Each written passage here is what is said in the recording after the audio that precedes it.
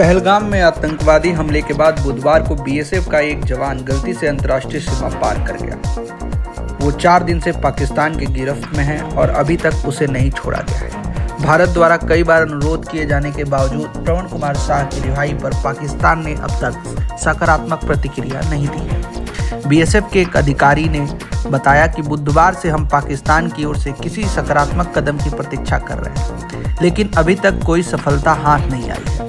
शुक्रवार को बीएसएफ और पाकिस्तानी रेंजर्स के बीच हुई फ्लैग मीटिंग भी बेनतीजा रहा। यह घटना के बाद तीसरी फ्लैग मीटिंग थी जो बीएसएफ ने बुलाई थी। एक अधिकारी का कहना है कि हमने तय स्थल पर झंडा उठाकर प्रोटोकॉल के तहत बैठक के लिए उपस्थिति दर्ज कराई, लेकिन शुरू में पाकिस्तानी रेंजर्स की ओर से कोई रिएक्शन नहीं मिली।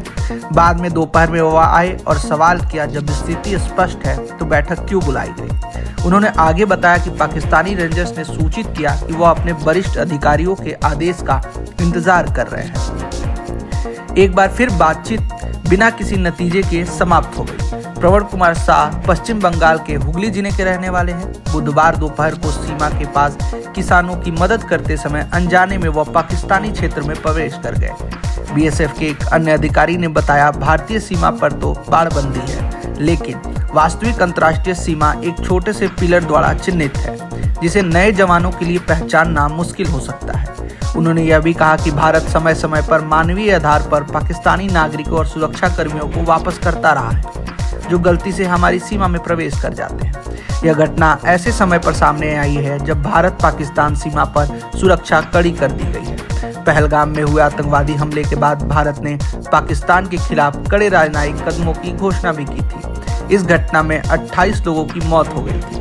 वही आपको बता दें, घटना के बारे में पता चलने के बाद बीएसएफ जवान की पत्नी बेसुध है। बीएसएफ जवान की पत्नी रजनी अपने 7 वर्षीय बेटे और साहू के माता पिता के साथ रिसरा में रहती हैं। घटना के बारे में पता चलने के बाद से ही वह बेसुध है। रजनी का कहना है कि उन्होंने अपने पति से आखिरी बार मंगलवार रात को बात की थी और उन्होंने कहा कि वह जल्द से जल्द वापस आ जाए। साथियों, हमने आपसे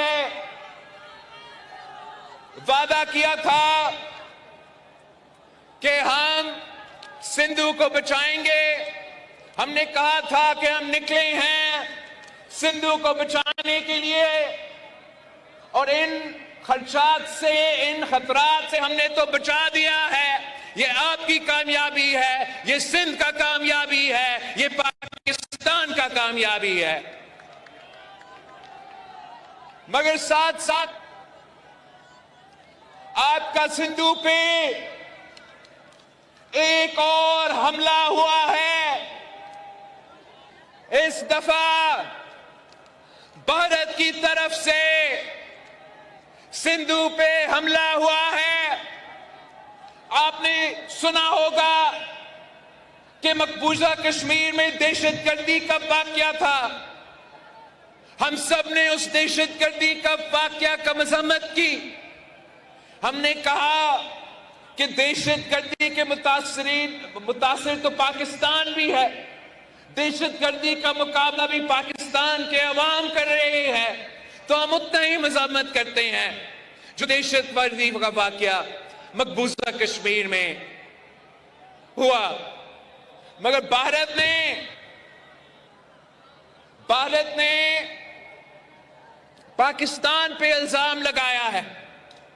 भारत ने अपना कमजोरियां छुपाने के लिए, अपने अवाम को बेवकूफ बनाने के लिए मोदी ने पाकिस्तान को झूठे इल्जामात पाकिस्तान पे लगाए हैं कि ये इस दहशतगर्दी के वाकया के पीछे है, और इसकी वजह से इन्होंने ऐलान किया है कि ये इनका एकतरफा फैसला है कि जो इंडस वाटर ट्रीटी है, जो मुआहिदा हुआ पाकिस्तान और भारत के दरमियान, जिसके तहत भारत ये मान चुका कि सिंधु आपका है, सिंधु पाकिस्तान का है। मोदी ने और उनकी हुकूमत ने ऐलान किया कि अब वो ये मुआहिदा नहीं मानते। और मैं सखर में इसी सिंधु दरिया के साथ खड़े होके भारत को कहना चाहूंगा कि सिंधु हमारा है और सिंधु हमारा रहेगा। या इस दरिया से हमारा पानी बहेगा या उनका खून बहेगा। ऐसे नहीं हो सकता, ऐसे नहीं हो सकता कि एक दिन तू उठ जाए और ये फैसला करे कि आप इंडस वाटर ट्रीटी को नहीं मानते हैं। ना बैनुल-अक़वामी सतह पे ये माना जाएगा, ना पाकिस्तान के अवाम ये मानेंगे और आपके अपने भारत के अवाम भी ये जुल्म हमारा सिंधु के खिलाफ बर्दाश्त नहीं करेंगे। इसी सिंधु नहर की वजह से, इसी दरिया की वजह से हमारे यहां हजारों साल से हमारा इंडस वैली सिविलाइजेशन की बुनियाद रखी। मोदी जहां भी जाता है वो आपकी इंडस वैली सिविलाइजेशन का जिक्र करता है। वो कहता है कि हम हजारों साल की इस सिविलाइजेशन के वारिस है। उस सिविलाइजेशन तो पाकिस्तान में हमारे लारकानों में मोहनजोदारो उसका निशानी है। हम उसका वारिस है, हम इस दरिया के वारिस है, मुहाफिज है और इसका तहफ़्फ़ुज़ करेंगे।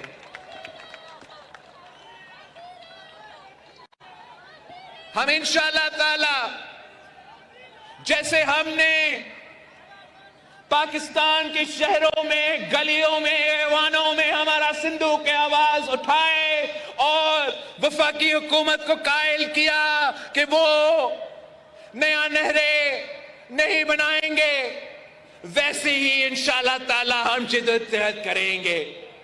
भारत बड़े तादाद में पॉपुलेशन के हिसाब से उनका ज्यादा तादाद हो, लेकिन पाकिस्तान के अवाम बहादुर लोग हैं, गयूर लोग हैं। हम आपके डट के मुकाबला करेंगे, पाकिस्तान में आपका मुकाबला करेंगे। हमारा बॉर्डर्स पे हमारा अफवाज आपको मुंह तोड़ जवाब देंगे और इंशाअल्लाह ताला हर पाकिस्तानी हमारा सिंधु का सफीर बन के दुनिया तक ये पैगाम भेजेंगे, दुनिया भर में ये पैगाम भेजेंगे कि सिंधु पे डाका नामंजूर, सिंधु पे डाका, सिंधु पे डाका, सिंधु पे डाका।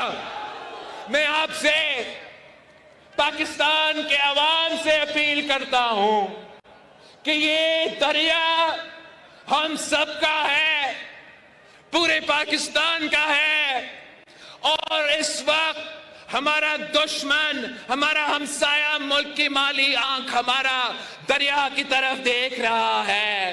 पूरा पाकिस्तान को एक होकर इनका मुकाबला करना पड़ेगा।